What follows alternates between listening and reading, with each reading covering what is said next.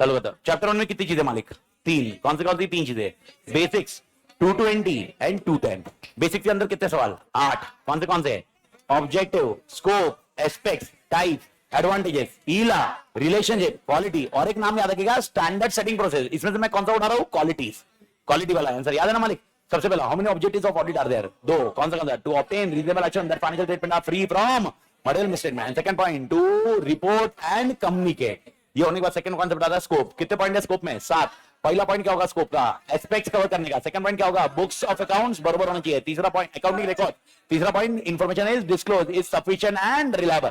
चौथा पॉइंट क्या करने का? एसेस। एसेस करते वक्त दो चीज करनी जरूरी है। क्या एसेस करोगे? Internal controls and other inquiries. पांचवा सिनेरियो तोड़ याद होना चाहिए भाई, इंफॉर्मेशन जो डिस्क्लोज है वो कंपेयर करनी होगी। दो चीज करनी होगी, management judgement and compare with records. And छठा पॉइंट है स्कोप के बाहर देखने का नहीं। सातवां पॉइंट, अगर स्कोप में लिमिटेशन आया तो क्वालिफाइड और डिस्क्लेमर। आत्मा क्लियर? एस्पेक्ट्स, कितने एस्पेक्ट्स ऑफ द ऑडिट है? 10 नहीं 11 है एक्चुअली। पहला पॉइंट क्या है? एकदम आराम से, पहले 5 है। रिव्यू करो, एग्जामिन करो, अरिथमेटिकल एक्यूरेसी चेक करो, ट्रांजैक्शन वैलिड है कि नहीं चेक करो। पांचवा, कैपिटल और रेवेन्यू में डिवाइड करो। पीएनएल बैलेंस शीट सही है कि नहीं देखो, एसेट सही है कि नहीं देखो, लायबिलिटी सही है कि नहीं देखो, पीएनएल का बैलेंस बराबर है कि नहीं देखो, कंप्लायंस बराबर है कि नहीं देखो, लास्ट रिपोर्ट करो। ये होने के बाद आपके लिए नेक्स्ट आता है types of audit. How many types of audit आते हैं? 2। कौन से? Statutory and voluntary. Voluntary audit क्यों करना चाहिए? अगला सवाल, एडवांटेजेस। कितने एडवांटेजेस है? 9 है, लेकिन 8 याद रखने हैं। ओके, कौन से पॉइंट है? पहला पॉइंट, किसका सेफगार्ड करते हैं? ओनर। किसका सरप्राइज होता है? Employee. Settlement. Tax dispute, trade dispute, admission और रिटायरमेंट। इसके बाद 3 पॉइंट है, बुक्स ऑफ अकाउंट्स बराबर है कि नहीं, सीमेंट पत्थर बनाए कि नहीं, लॉसेस को बचाने का। ओके, इसके बाद क्या? Appraisal of control. And last point है भाई, गवर्नमेंट से ग्रांट मिलने के लिए। आत्मा क्लियर है? ये होने के बाद आपके लिए नेक्स्ट आता है, that is called ILA. ILA का full form, inherent limitation of audit. Inherent limitation audit की वजह से क्या हो रहा है? We are unable to provide absolute assurance. इसकी वजह से हम रीजनेबल एश्योरेंस देते हैं। तो उसके कितने कारण हैं? 4।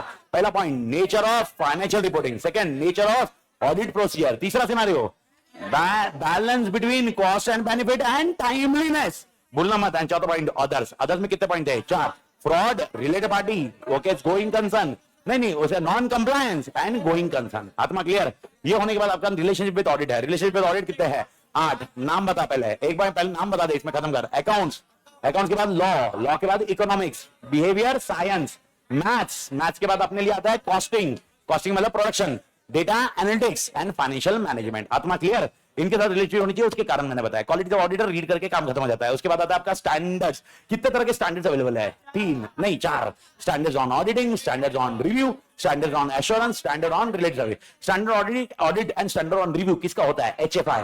स्टैंडर्ड ऑन एश्योरेंस किसका होता है? PFI। And standard review related services अलग अलग कॉन्सेप्ट रहेगा। ऐसे में कितने नंबर याद रखेगा? एग्जांपल लिखते वक्त 5, 200, 230, 200, 230, 315, 500, 700। इसके अपने अपने नाम है, वो याद रखने के तेरे को। उसके बाद आता है SRE का full form, standard on review engagement. कितने हैं? 2। 2400, 2410।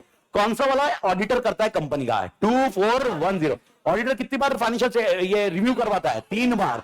3 बार क्यों करता है? क्वार्टरली, क्योंकि वो करता है report on interim financial statement. और दूसरा अगर कोई प्रैक्टिशनर है वो कितनी बार करेगा? 1 बार। और उसका स्टैंडर्ड क्या होगा? 2400। इधर पॉइंट क्लियर? फिर आता है SAE 3400, 3420। 2 नंबर कौन से फोकस कर रहे हैं? एक है PFI और एक है PFI।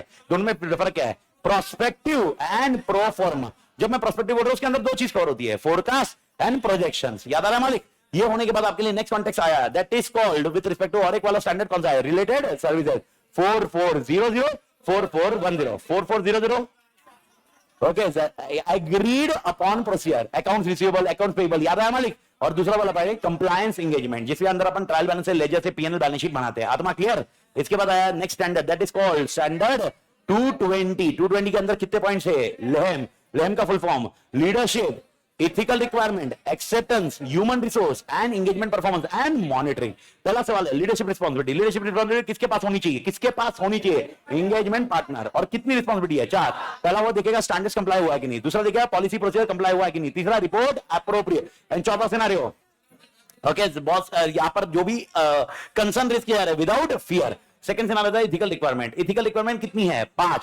नाम, confidentiality, integrity, objectivity, professional behaviour, professional competence. आत्मा क्लियर? ये होने के बाद नेक्स्ट आता है इंडिपेंडेंस। इंडिपेंडेंस में कितने प्रकार है? 2। Independence in appearance, independence of okay, ये होने के बाद मोस्ट इंपोर्टेंट है थ्रेट्स। कितने प्रकार के थ्रेट्स है? 5। Self interest, self review, advocacy, familiarity and intimidation threats. याद है मालिक? ये थ्रेट्स को प्रोटेक्ट करना है कि नहीं करना है? Answer is yes. कैसे सेफगार्ड करना है?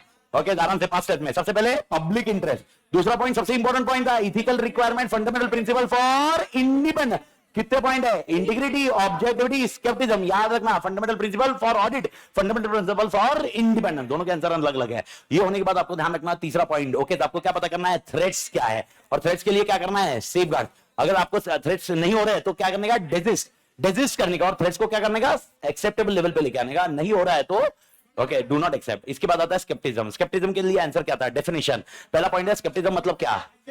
It is an attitude which involves questioning mind, being alert to the condition which indicate possible misstatement due to fraud और error and require critical assessment of audit evidence. आत्मा clear है?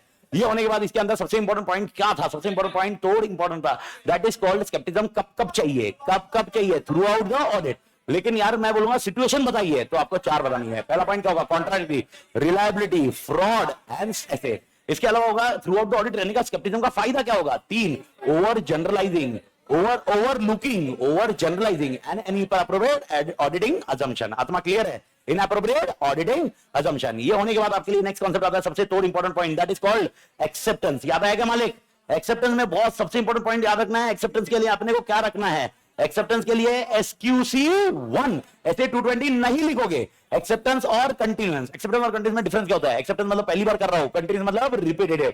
इसके अंदर सवाल क्या पढ़ रहे हैं? कंडीशन या फैक्टर्स? फैक्टर्स। और फैक्टर्स कितने होंगे? 4। सबसे पहले अपन क्या चेक करेंगे? एटीट्यूड ऑफ मैनेजमेंट, किसका? सामने वाले का एटीट्यूड कैसा है। दूसरा point CCRT, competence, capability, resource, time. तीसरा सिनेरियो क्या देखेंगे? Ethical requirement and independent. चौथा सिनेरियो देखेंगे प्रीवियस ईयर ऑडिट। आत्मा क्लियर है? इसके बाद आता है H का full form human resource. Human resource की पॉलिसी प्रोसीजर होनी चाहिए कि नहीं होनी चाहिए? होनी चाहिए। इसके अंदर कितने एरिया कवर है? 8। पहला पॉइंट क्या होना चाहिए? रिक्रूटमेंट। उसके बाद है परफॉर्मेंस। तीसरा पॉइंट है कैपेबिलिटी। चौथा पॉइंट है कॉम्पिटेंसी। पांचवा पॉइंट है कैरियर डेवलपमेंट। नेक्स्ट पॉइंट है प्रमोशन। उसके अलावा और एक पॉइंट है okay compensation. And last concept है पर्सनल इंटरेस्ट। ये था आपका HR का। मैंने बताया था इसके अंदर मसाला नहीं है, बस हेड पॉइंट को ध्यान रखना है। ये होने के बाद आपके लिए नेक्स्ट कॉन्सेप्ट आता है, दैट इज कॉल्ड कौन सा वाला? Engagement performance. मैंने आपको इस समझाते वक्त समझाया था कि इंगेजमेंट परफॉर्मेंस ऐसे 220 में और SQC1 में क्या है। मैं रिवीजन लेक्चर में वो सब याद रखने बोल रहा हूं। SQC1 आया तो आपको याद रखना है फैक्टर्स, और ऐसे 220 में आया तो मैटर। कितने मैटर ध्यान रखने हैं? अगर याद है कि 5 आंसर याद रखूंगा, ये 5 आंसर 5 पॉइंट में खत्म हो जाता है। कैसे कॉन्सेप्ट है? DSR का full form direction, supervision, review. और इसके अलावा क्या होना चाहिए? पॉलिसी प्रोसीजर करंट होना चाहिए, पॉलिसी प्रोसीजर कम्युनिकेट होना। पर इसका आंसर कैसे रखोगे? इसका आंसर एक्चुअली क्या है? ये रखने के लिए आंसर था, लेकिन पॉइंट क्या है? पहला पॉइंट पॉलिसी प्रोसीजर क्या होना चाहिए? करंट। दूसरा पॉइंट प्रोसीजर कम्युनिकेट होने चाहिए, पर कम्युनिकेट फॉर रिव्यू। तीसरा पॉइंट क्या होना चाहिए? Brief of engagement. चौथा पॉइंट स्टैंडर्ड्स। पांचवा पॉइंट क्या होना चाहिए? रिव्यू। एंड नेक्स्ट पॉइंट क्या होना चाहिए? Sorry supervision, training. एंड उसके बाद क्या होना चाहिए? रिव्यू। आत्मा क्लियर है? Engagement performance. इंगेजमेंट परफॉर्मेंस के कंसेप्ट में उसके बाद आता है आपका लिए मॉनिटरिंग। मॉनिटरिंग इधर नहीं दिया, पर मॉनिटरिंग का आंसर आसान था अगर आपको याद है तो। मॉनिटरिंग के लिए आया 4 पॉइंट। सबसे पहला पॉइंट क्या था? स्टैंडर्ड्स। किधर से याद रखोगे? Leadership standards. याद है ना वाली? अरे मॉनिटरिंग क्या करेगा? लीडर ही करेगा। तो क्या लीडर करेगा? पहला पॉइंट होगा स्टैंडर्ड। दूसरा क्या होगा? पॉलिसी प्रोसीजर, करंट वाला कॉन्सेप्ट ही है। तीसरा सिनेरियो एप्रोप्रिएट रिपोर्ट है कि नहीं है। चौथा पॉइंट है ओके फॉलो अप करने का, जिसमें पॉलिसी प्रोसीजर में क्या फीडबैक है मॉडिफाइड करना रहेगा। 4 पॉइंट वापस बताता हूं, ये लीडरशिप से उठाओगे। लीडरशिप से क्या क्या उठाओगे? पहला पॉइंट क्या करने का? Leadership responsibility. पहला पॉइंट स्टैंडर्ड्स, दूसरा पॉइंट पॉलिसी प्रोसीजर, तीसरा पॉइंट रिपोर्ट, चौथा पॉइंट है follow up for update in policy procedure. ये होने के बाद ऐसे 210। मेरे को नहीं लगता ऐसे 210 में कोई दिक्कत आनी चाहिए भाई। ऐसे 210 के सिनेरियो मेरे को पता कितने सवाल है? 4। पहला कॉन्सेप्ट प्री कंडीशन, दूसरा कॉन्सेप्ट कंटेंट ऑफ एंगेजमेंट, तीसरा पॉइंट रिकरिंग ऑडिट एंड चौथा point limitation of scope. Limitation of scope में कितने पॉइंट है? 2। पहला है बिफोर, दूसरा है एक्स्ट्रा। पहला पॉइंट है प्री कंडीशन। कितने प्री कंडीशन है मालिक? 2। पहला point AFRF and second point management understand and acknowledge responsibility. कितनी रिस्पांसिबिलिटी है? 5। फाइनेंशियल स्टेटमेंट तू बनाएगा, इंटरनल कंट्रोल तू डालेगा, एक्सेस तू देगा, एडिशनल इन्फॉर्मेशन तू देगा, अनरिस्ट्रिक्टेड एक्सेस तू देगा। आत्मा क्लियर है? ये होने के बाद कंटेंट ऑफ एंगेजमेंट। अगर मैंने तेरे को एंगेजमेंट दिया उसके अंदर क्या लिखा होगा? 5 चीजें। सबसे पहले उसको डोमेन नहीं करना, objective and scope. Second point responsibility of auditor, responsibility of management, चौथा पॉइंट AFRF एंड पांचवा point expected report which I will be giving. लेकिन उसमें लिखूंगा ये कि ऐसा हो सकता है जो एक्सपेक्टेड रिपोर्ट है उससे थोड़ा डेविएट हो। ये होने के बाद तीसरा सवाल आता है रिकरिंग ऑडिट। क्या रिकरिंग ऑडिट में वापस एंगेजमेंट लेटर भेजना है क्या? नहीं, कंपलसरी नहीं है। तो अभी आपने को मालूम पड़ गया क्या भेजना रहता है? 580 का WR। लेकिन अगर 8 सर्कमस्टेंस होते तो वापस एंगेजमेंट लेटर भेजने पड़ेंगे। कौन से 8 सर्कमस्टेंस है? Change change in scope terms of engagement, change in senior manage, change in ownership, change in business. ये 4 पॉइंट याद रहेंगे।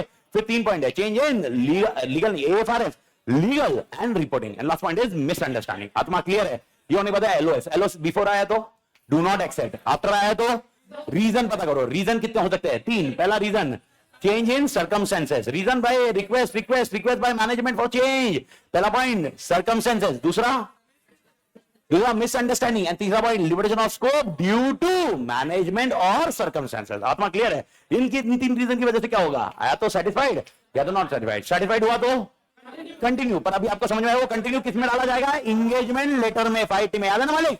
अरे मालूम है, समझ में आया? पर कंटिन्यू करते वक्त अपने को क्या ध्यान रखना है? जब मैं रिपोर्ट करूंगा, क्या मैं ओरिजिनल एंगेजमेंट का रेफरेंस दूंगा? क्या, क्यों नहीं देने का? कंफ्यूजन नहीं होना चाहिए। एंड दूसरा पॉइंट, अगर नहीं सेटिस्फाइड है तो क्या करने का? विड्रॉ करे। और विड्रॉ खाली का ब्लाइंड कल से आएंगे नहीं, ऐसा करेंगे क्या? रिपोर्ट करके विड्रॉ करेंगे। भारत माता की जय। तोड़ मालिक, टेक केयर मालिक, झोपा मालिक।